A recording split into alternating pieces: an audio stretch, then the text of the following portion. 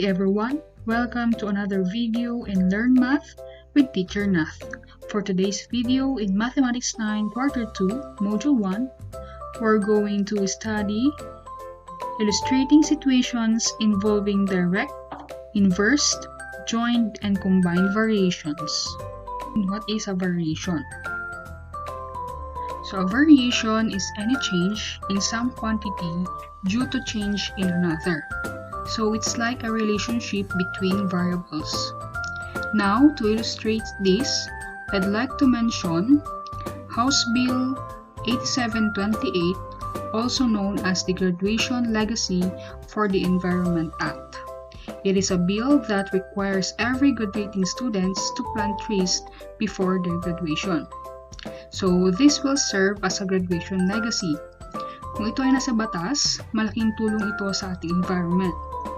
So for example, sa isang graduate, pwede silang magtanim ng 5 trees. Okay, ito ay magsisilbing graduation legacy nila. Paano kung dalawang graduates? So meron na siyang overall na 10 trees na may tatanim. Pag sinabi namang 10 graduates, so overall, ang magiging total ng planted trees will be 50. So kung mapapansin niyo, kapag mas maraming graduates, ibig sabihin, mas maraming trees ang maaaring maitanim. Of what we call variation. If one variable increases, kung tumataas yung bilang ng isang variable, then the other one also increases, or vice versa. If the other variable is decreases, syempre yung isang variable naman is nagde-decrease. So may iba't ibang klase ng variation na matatalakay natin mamaya, which is yung isa din naman na variable pwedeng tumaas, then yung other variable is bababa, or vice versa. About the two variables here, one is independent and the other one is dependent variable. Now, many students are confused about which is which. Alin ba ang tinatawag nating independent and dependent sa dalawang ito? In our situation here, our graduate is our independent variable and the number of planted trees is our dependent variable. So, kung iisipin nyo lang na ang ating graduates ay pwedeng i-manipula, pwedeng dagdagan base sa ninanais, which is magre-respond yung bilang naman ng trees natin. So, kung dodoblehin ko yung graduates, then matatagdagan yung ating trees. And also remember, this also na pwedeng ihalin tulad sa cost and effect. Okay, so ang ating independent variable is our cost and dependent variable is the effect. Hindi mo naman pwedeng sabihin na ang ating independent variable ay trees kasi hindi naman magkakaroon ng trees kung walang graduate. Let's study the types of variation. So, meron tayong 4 na types of variation. Una rito, yung tinatawag na direct. Number 2, we have the inverse or indirect. Next, third, we have joint, which is the extension of the direct variation. And lastly, we have the combined variation. This is the combination of 2 types of variation. Pwedeng magkasamang direct or inverse, or kaya direct or joint, or inverse or joint. Okay? Identify some examples and identify if this is a direct or inverse variation by following a certain step. So, this is the first pair of our variable, number of hours working, and salary. So, alin sa dalawang yan ang ating independent or dependent? Okay, correct. So, our independent variable is the number of hours working, while the dependent variable is the salary. Because the higher the number of hours working, the higher the salary. Siyempre, kapag mas mababa yung hours ng pagtatrabaho, syempre, mas mababa yung salary. So, this kind of variable or variation, I should say, is what we call the direct variation. Pair, we have electric bill and electric energy consumption. So, alin kaya dyan ang ating independent at saka dependent variable? Okay, very good. So, our dependent variable is the electric bill, while the independent variable is the electric energy consumption. Because the more the electricity consumed, the higher the electric bill. Or, kapag mas mababa yung electric energy consumption nyo, syempre, automatic na mas mababa yung babayaran yung bill ng kuryente. Okay, so this kind of variation is what we call the direct variation. Third pair, we have time used and speed of a car. Okay, alin sa dalawang yan ang independent and dependent? Okay, very good. That is, independent natin ay speed of a car, while time used is the dependent variable. Bakit? Okay, so the faster the speed of a car, the lesser time used to travel.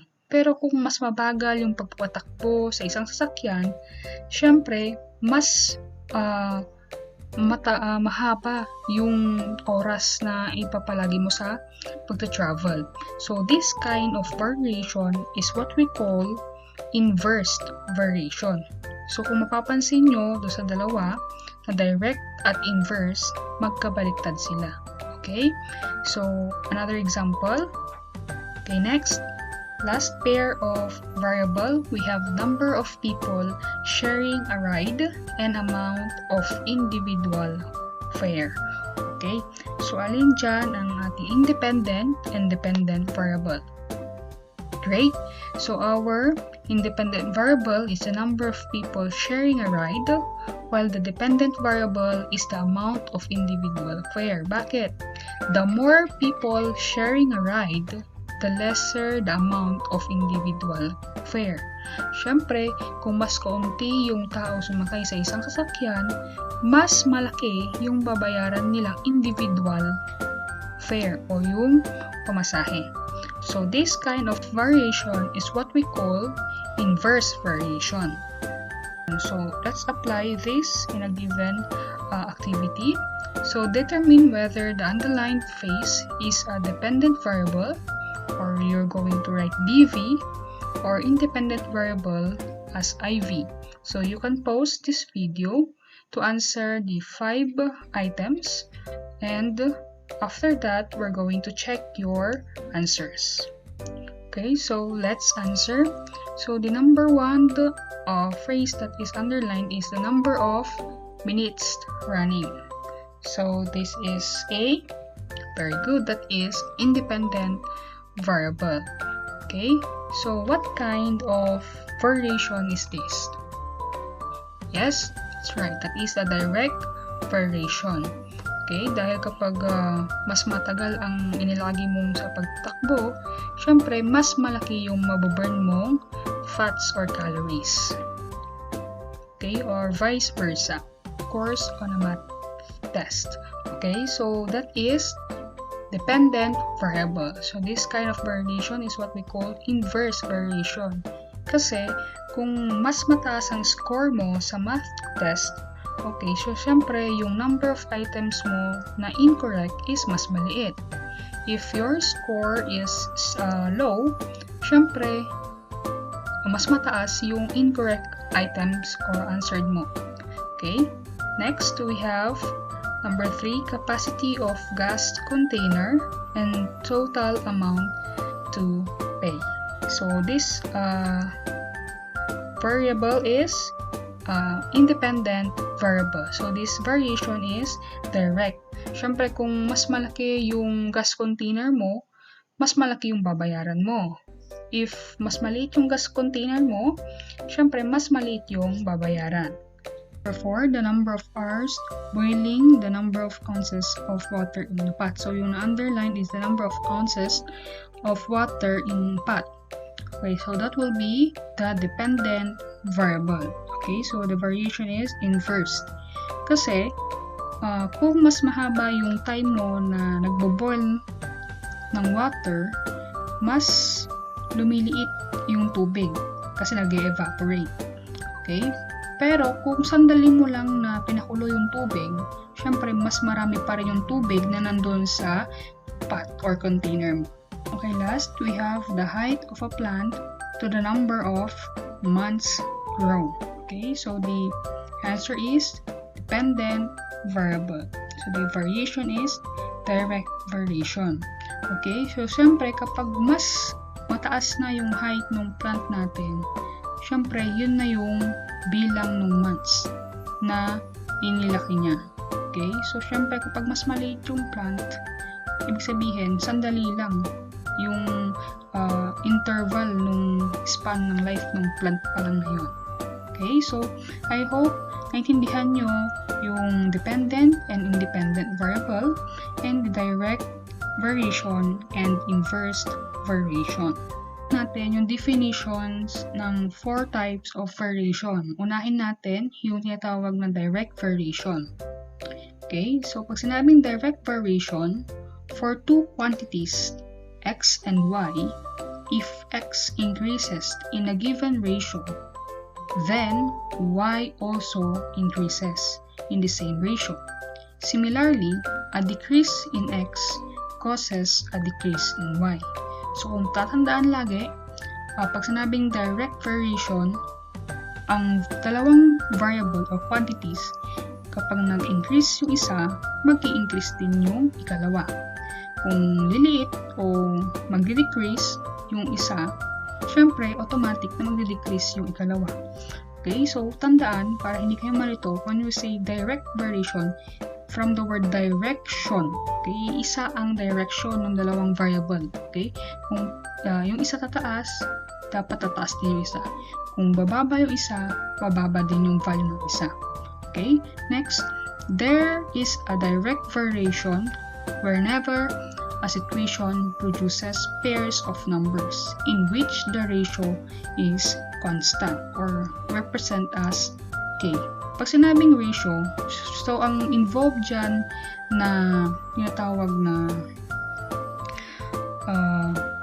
fundamental operation is division. Okay, so example, the number of hours working and salary. So kung papansinin nyo, sa number of hours working, nire-represent as x. So we will have na 1, 2, 3, and 4. While salary represent as y, so may value siya na 50, 100, 150, and 200. So kung number of hours working mo is 1, so ang salary mo ay 50.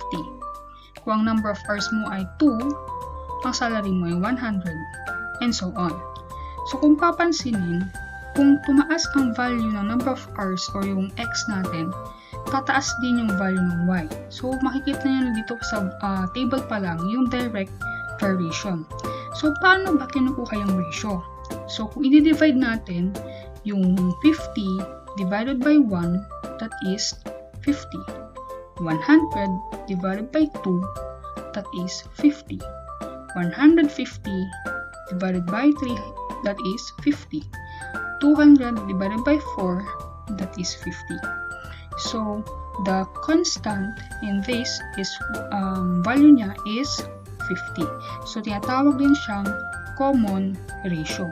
So, kung ang ating number of hours are 5, automatic na ang ating salary will be 250. Kung i-divide natin, 250 divided by 5, that is 50. So, yun yung tinatawag na direct variation. The statements below indicate direct variation. So, ito yung mga keyword na makikita natin or titignan para malaman na itong given ay isang direct variation. So, y varies directly as x. Y is direct proportional to x. Y is proportional to x. So, kung nakita yun na yung mga underlined words na yan, that is pertaining to direct variation. Okay, so paano natin siya isusulat in symbol? Okay, so we have y equals kx. Kung babasahin yan, either y varies directly as x, or pwede namang y is direct proportional to x, or y is proportional to x. Okay? So, paano isosolve yung constant of variation o yung k? Okay? Kanina, napag-aralan natin kung paano kukunin. Siyempre, nandun yung tinatawag nating ratio. Okay? So, anong ginawa natin sa ratio? Division. Okay? So, we're going to divide the y and x para makuha yung value ng k. So, example. Okay? We have C varies directly as B. So, paano natin siya susulat ng symbol? That will be C is equal to KB. So, ang ating K will be equal to C divided by B. Okay? So, next, we have inverse variation. Okay? So, for two quantities, X and Y, if X increases in a given product, then Y also decreases in the same product. Similarly, a decrease in X causes an increase in Y.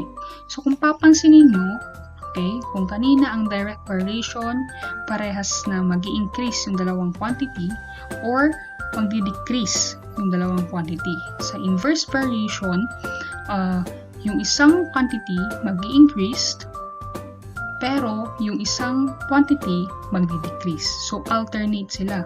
Kaya nga nandun yung word na tinatawag na inverse. So, baliktad. Okay? So, kung kanina sa direct variation, ratio, pag inverse naman, product. Meaning to say, multiplication. Okay? So, there's an inverse variation whenever a situation produces pair of numbers in which the product is constant k. So, meaning to say, para ma-solve ang k, we need to multiply the two quantities. So, example, speed of a car and time. So, given the variable x dito as represent as the speed in kilometers per hour, while y is the time in hours. So, meron tayong speed which is 25 and 50, 75, and 100, while in our time, we have 12, 6, 4, 3. Kung papansinin nyo yung speed, pataas siya, while our time is pababa. Okay, pakonti ng pakonti yung ating hours. Ibig sabihin, kung mas mabilis ang pagpatakbo mo sa iyong sasakyan, okay, so mas maliliit yung time mo na mag-travel. Okay, so kung kukunin natin yung product, okay, so 25 times 12, that is 300. 50 times 6, that is 300. 75 times 4, 300. 100 times 3, 300. So, that is the constant of variation for inverse variation. So, yan ang tinatawag na common product. Okay? So, ganun kunin ang ating constant. Dito naman sa inverse variation. The statement below indicate inverse variation. So, isa lang. Okay? Ito lang ang ating keyword para tignan kung ito ba ay inverse. Okay? Y varies inversely as x. So, inversely lang. Wala nang iba. Unlike kanina sa direct, tatlo.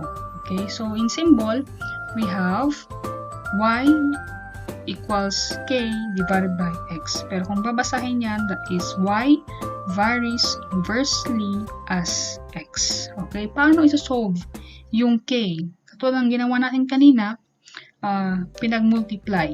Okay? So, pag mo-multiplyin si y and x. So, that is the constant of variation. K is equal to x, y. So, example, W varies inversely as Z. So, in symbol, we have W is equal to K divided by Z. And our constant of variation will be K equal to W times Z. Okay? joint variation. Okay, it is an extension of direct variation. Okay, so mas pinahaba lang na direct variation ito. Okay, next, it involves 3 or more quantities or variables. Kung kanina si direct variation 2 quantities lang, pero kapag ito ay naging 3 or more quantities, ginagamitan na siya ng joint variation. And for 3 quantities, x, y, and z, an increase in the variable x and z will cause in the increase of the variable y. Siyempre, lahat pataas to. Kung kanina sa direct variation, kung pataas yung isa, tataas din yung ikalawa. Ganun din sa joint variation. Kung tataas yung isang value, dapat tataas lahat. Okay? So, correspondingly, as x and z decreases, syempre, yung y magde-decrease din. Example of this, the volume of a box and the length, width, and height. Syempre, kung isipin mo, kung mas maliit yung length, yung width, ng height ng isang box, syempre, yung sukat ng box, mas maliit. Pero kung mas malaki yung sukat ng length, width, and height ng isang box, yung kabuuang sukat ng box, mas malaki. Okay? So, the statement below indicates the joint variation. Okay, we have y varies jointly as x and z. So, kung papansin niyo, tatlong quantities. Ikalawa, y jointly proportional to x and z. Okay, so kung nakita nyo na yung word na jointly, that is representing joint variation. Okay, so in symbol, okay, we have y equals k x z. Kung papansin niyo, naka-arrange siya kung paano sinabi yung sa statement. Okay, so kung paano siya babasahin, nasa itaas lang. Okay, next, paano isosolve yung constant of variation or yung k. Okay, we have k is equal to y divided by x, say. Okay, example, the area of a rectangle A varies jointly with the length L and width W. So if we're going to write in symbol, that will be A is equal to KLW. And if we're going to solve for the constant of variation, that will be K equals A divided by LW. Okay, to the last type of variation, which is the combined variation. Okay? It is a combination of two types of variation. Kung ano yung nabanggit natin kanina na tatlo, pwede yung pag-mixin or pagsamahin. Okay? So, when a variable changes as two or more variable change, then such relation is said to be combined. Okay? Pwede yung halo. So, the statement below indicate the combined variation. So, combined variation dapat yan. Okay? We have y varies directly as x and inversely as z. So, paano natin siya isusulat in symbol? Very good. That is, y is equal to kx. Bakit kx? Kasi nga nandun yung word na directly. So, si k ay katabi niya si x. Inversely, so automatic na magdi-divide ng z. Okay? Next, we have d varies jointly as a and b and inversely as c. So paano siya isusulat? We have d is equal to jointly. Ibig sabihin magkakasama na si a at b. Kasama ni constant variation yan. Okay? So we have k, a, b. And inversely, automatic may divide dyan sa baba and isusulat si c. Okay, so that's all. Proceed to the next, which is the translating. So you can pause this video to answer these 5 items to translate the following statement into a mathematical equation. Okay, so ito ay halo-halo na napag-aralan natin within the direct, inverse, joint, and combine. Okay, so maya-maya after ninyo, we're going to check it. So you can start now. Let's check your answers. So number 1, we have D varies jointly as C and Z. So, yung ating keyword dyan is jointly. Okay, so our mathematical equation will be D is equal to K, C, Z. Okay, number 2, F varies directly as M. Okay, directly. And inversely as D. nandun yung word na inversely. So, this is a combined variation. So, gagamitin natin si directly at inversely. So, this will be the answer. We have F, okay, equals or varies directly as M or Km divided by or inversely as D.